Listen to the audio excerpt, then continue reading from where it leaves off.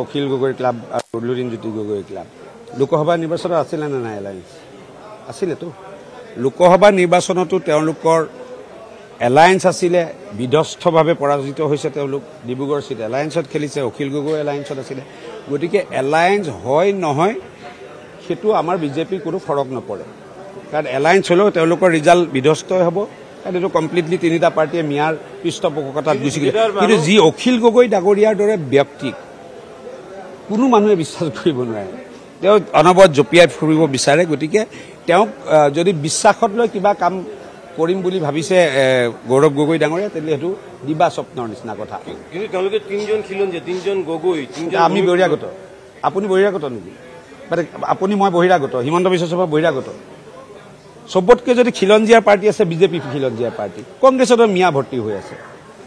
নামতটো উপাধিটো নামটো গোটেই মিয়াৰ পৃষ্ঠপোষক কেইজন কংগ্ৰেছ পাৰ্টিত সোমাই আছে দেখোন কাৰ হৈ মাত মাতে কোনটো খিলঞ্জীয়া বিষয়ে মাত মাতিলে কাক চুমা খাই ফুৰিছে খিলঞ্জীয়া মানুহক গতিকে এইবিলাকৰ কোনো